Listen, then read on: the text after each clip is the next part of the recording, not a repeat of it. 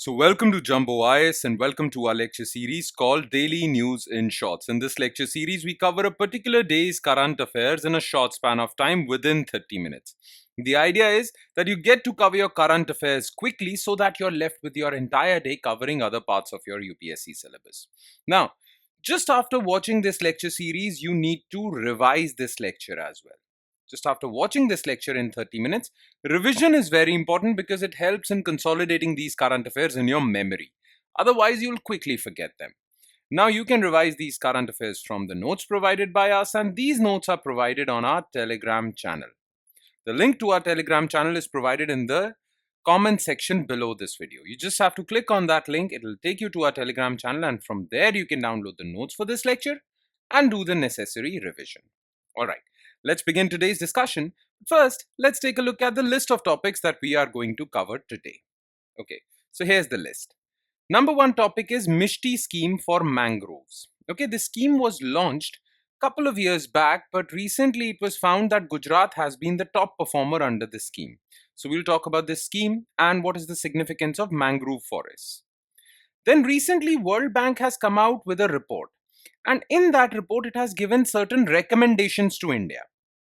India has set itself a goal of becoming a developed country, Vikisit Bharat, by 2047.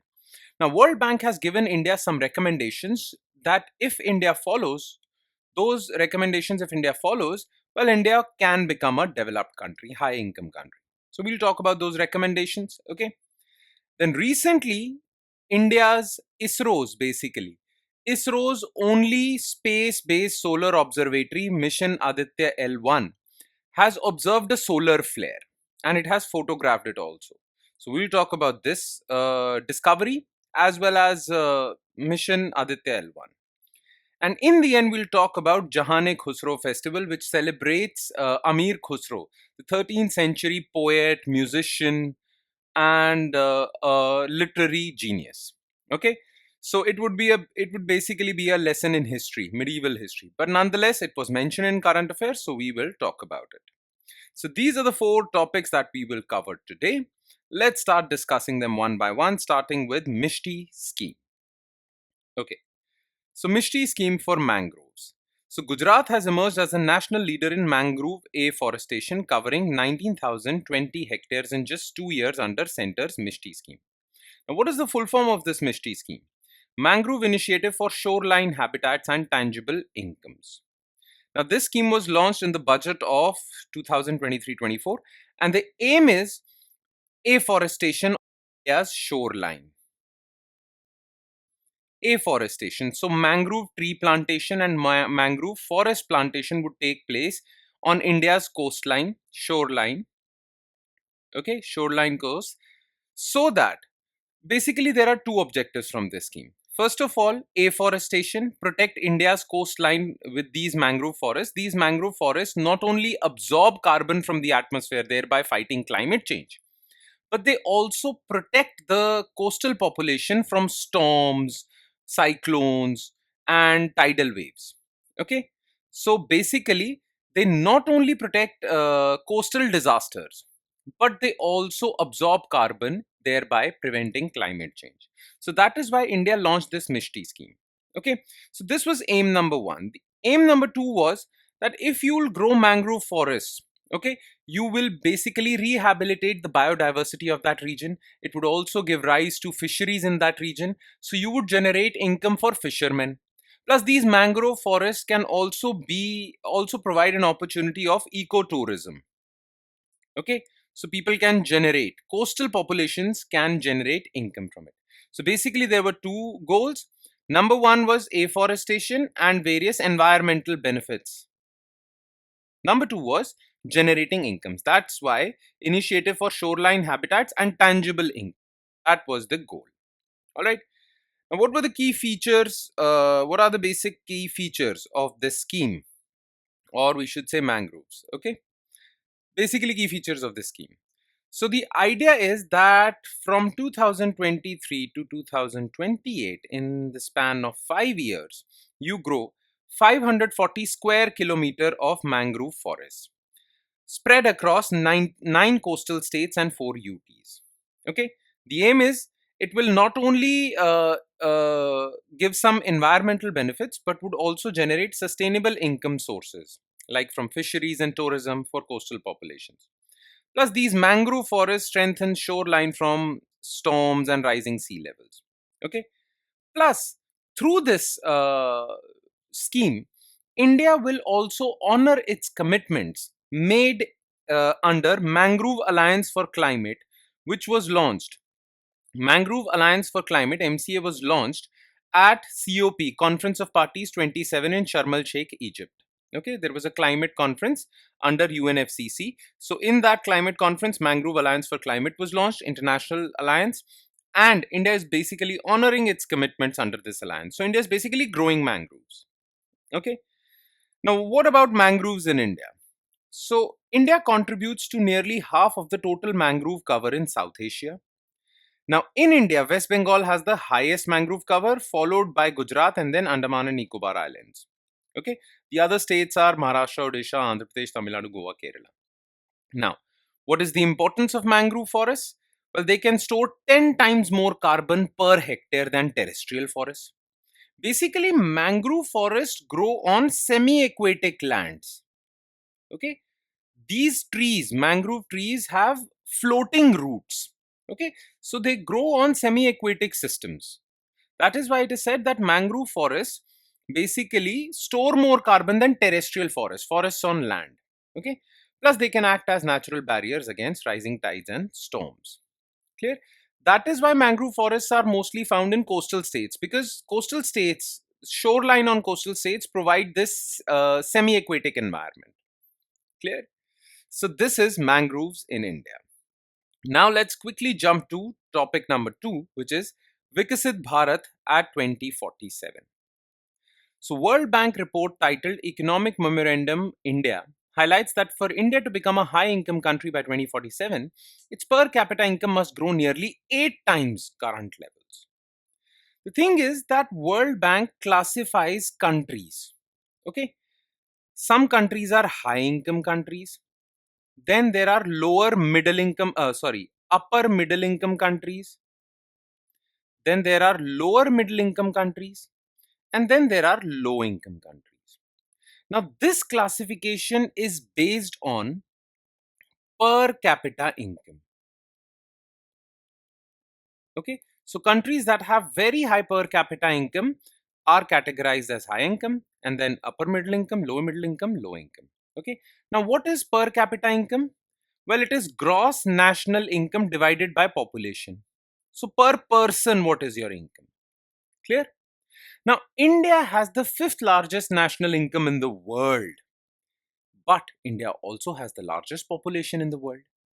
So, despite having pretty high levels of gross national income, when you divide it by population, India's per capita income falls. Okay, and India's per capita income puts it in the lower middle income category. Okay, now India has set itself an aim of reaching high income category by 2047, because when it reaches high income category, it shall be classified as developed country. So, World Bank says that you need to basically increase your per capita income by eightfold. Then only you'll come to this level, this category. Now, how can you do that? World Bank says that the first requirement is that you have to constantly grow every year, constantly increase your GDP every year by 7.8% until 2047. So, if every year you grow by roughly 8%, then only you can achieve this high income status. Then only your gross national income can increase to such a level that even after dividing it by population, your per capita income remains high and you are high income country. Now, how to grow your per capita income by 8 times? Okay, or how to achieve this growth rate of 7.8% year on year? So, World Bank has given some recommendations. Okay, first of all, World Bank says that your investment levels, that means your capital formation, capital goods formation, basically your investment levels, need to rise. Currently, India invests 33.5% of its GDP. India needs to increase that to 40% of its GDP by 2035.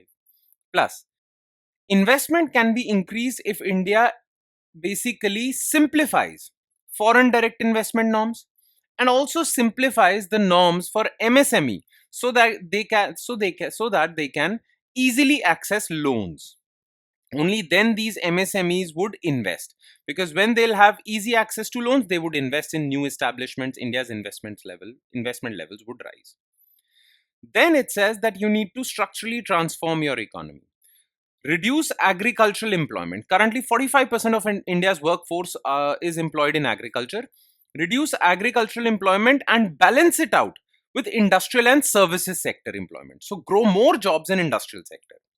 Plus, simplify labor regulation, labor laws, and become a part of global value chain. Basically, integrate your economy with international trade. Then, India needs to increase its labor force participation rate from 56% to 65%, and with special focus on female labor force participation rate. Okay, female employment should be generated. Plus, there is a lot of difference between some states in India. Okay, some states are growing at extremely faster rates, and some states are underdeveloped.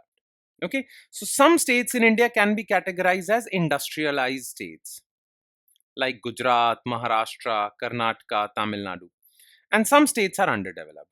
So you need to bridge this gap.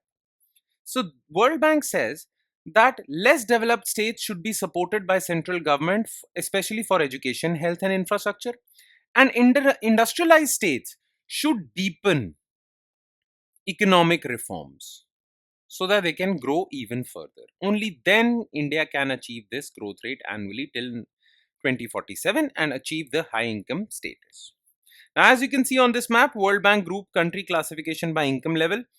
Dark green are high income, Canada, USA, much of Europe, okay. Upper middle income countries, okay. Lower middle income countries, light pink, which is India, Pakistan, Bangladesh, Myanmar, and low income countries, much of Africa, basically. Clear? So India wants to jump from light pink to dark green by 2047, and these are the recommendations. Clear? Now, classification of countries. Well, countries whose per capita income is less than $1,145 is low income. If it's between 1,146 to 4,515, lower middle income. This is where India lies currently. For upper middle income, this is the category. And if your per capita income is greater than $14,000, then you are high income country. So India has to achieve this state. India has to come here. Okay.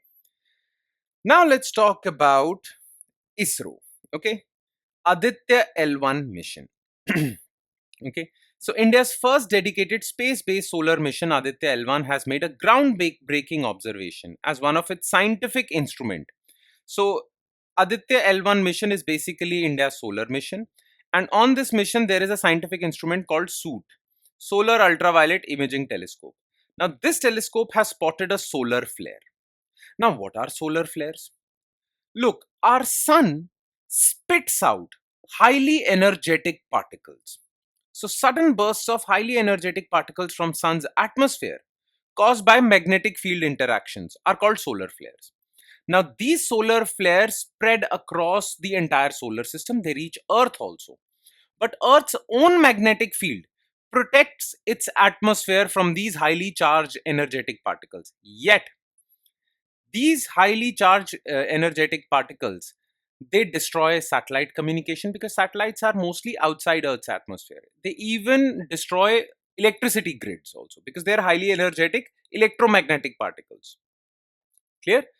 So that is why studying solar flares and studying solar weather, or we call it space weather, is very important. Why? Well, they say that without the knowledge of space weather and solar flares, you cannot launch any space mission. Because if you don't know when your next solar flare would come and you launch a space mission and that gets destroyed by these highly charged energetic particles, well, a lot of money would be wasted. So knowledge of space weather, solar flares is very important. And for that, many countries have launched solar missions. India, ISRO launched Aditya L1 mission. Why Aditya? Because in Sanskrit or in Hindi, Aditya means sun. Okay. Now the reason why it is called L1 is because of this, as you can see on this picture. This is Earth. Okay. This is our sun. Now, between Earth and sun, there are 5 points which are equilibrium points where forces balance themselves out. And if you place a spacecraft on these points, they will stay stationary. Now, this point in the middle between Earth and sun, as you can see, this point, okay, this is known as L1. It is also known as Lagrange point 1. Okay. Now, this is a point where the gravitational pull from sun and gravitational pull from Earth balance each other out. So, the forces at this point balance each other out. So, the spacecraft placed over here shall stay stationary. Now, the reason why Aditya's spacecraft has been placed at this point is because from here it can continuously observe the sun. Earth won't come in between. Had it been placed at L2, then Earth would have come in between. Okay, L3 is difficult. L5, L4 are also difficult. L1 is the easiest. Now, this L1 point is 1.5 million kilometers from Earth. Now, Aditya L1 spacecraft was launched in 2023. Okay, and it was launched aboard PSLV rocket. Clear? That's all. That's all you need to know as far as Aditya L1 mission is concerned. But yes, you need to know some extra information about Aditya L1, and that is with respect to its scientific instruments. The scientific instruments it has carried. Okay. So, instruments aboard Aditya L1. So, one is SOOT. We have talked about it. This is the one instrument that has captured this solar flare. So, it's called Solar Ultraviolet Imaging Telescope. Then there is SOLEX, Solar Low Energy X-ray Spectrometer, Helios, High Energy L1 Orbiting X-ray Spectrometer. And the reason why we have placed it at L1 point is because it is a point between Earth and Sun that allows continuous observation of Sun, which is very important, okay, for a solar mission after all, right? All right. And now we'll come to the last news item of the day, which is Jahan-e Khusrau Festival. So, in his address to the 25th edition of Jahan-e Khusrau Festival at New Delhi, PM Modi described the annual music festival that commemorates the Sufi poet, musician Amir Khusrau as imbued with fragrance of soil of Hindustan. Okay. Now, Amir Khusrau was a 13th century poet in Delhi. Okay. He was a poet, he was a musician also. And during that time, Delhi was ruled by Delhi Sultanate, Tughlaqs, Khiljis, slave dynasty, and all these people. Okay. So he was their court poet as well. And he is basically a very renowned figure because he sang in Persian, he sang in Hindavi also, which was a mixture of Hindi language and Persian, precursor to Urdu. Okay, so he was a great poet and he was a devotee of Saint Nizamuddin Aulia in Delhi also. Clear? During that time when he was there, a Delhi Sultan basically gave him the title of Tutiye-Hind, that means parrot of India, for his poetic abilities. Okay, and he is seen as the father of Ganga Jamuni Tehzeeb. Basically, Ganga Jamuni culture, basically the syncretic culture between Hindus and Muslims in North India. Now, about Amir Khusrau, so he was a 13th century poet, Persian and Hindavi poet, okay, musician scholar who lived between 1253 to 1325 during Delhi Sultanate. Now, during his lifetime, well, 5 dynasties changed hands. Okay, so he served under not 5 dynasties, I'm sorry, 5 sultans changed hands. Okay, so he served under 5 sultans: Muizuddin Kaikabad, Jalaluddin Khalji, Alauddin Khalji, Kutubuddin Mubarak Shah, and Gyasuddin Tughlaq. He was a disciple of Sufi Saint Nizamuddin Aulia, and that is why he has sang many songs in honor of Nizamuddin Aulia. He was a big devotee of Nizamuddin Aulia. Okay. Now his contributions, as you can see, he wrote in Persian, Hindavi, a blend of Turkic, Persian, and Indian culture. His works include Masnavi, ghazals, riddles, folk poetry. His poetry influenced later Persian, Urdu, Hindi poets. Okay, all that. Okay, so he was basically the father of composite cultural identity of North India. Okay, he introduced and even popularized Qawwali, a form of singing especially in Sufi shrines. Okay. Plus, he basically was the originator, or I should say, he basically created a new form of singing. He changed some rags, khayal singing style, bolband singing style of Hindustani classical music. In fact, many of the ghazals and rags of Hindustani classical music were inspired from Amir Khusrau. So he was a big contributor to Indian musical tradition, India's poetic tradition. Okay, and this festival, Jahan-e Khusrau, basically commemorates him. All right, that would be all. That's it. That's all you need to know as far as March 1st, 2025's current affairs are concerned. Okay, now please do not forget to revise this lecture, because only after revision some important value will be added to your preparation as far as current affairs are concerned. Okay, so I'm hoping that you revise all these lectures. It's important. And on that note, I'll be signing off. Thank you so much, everyone.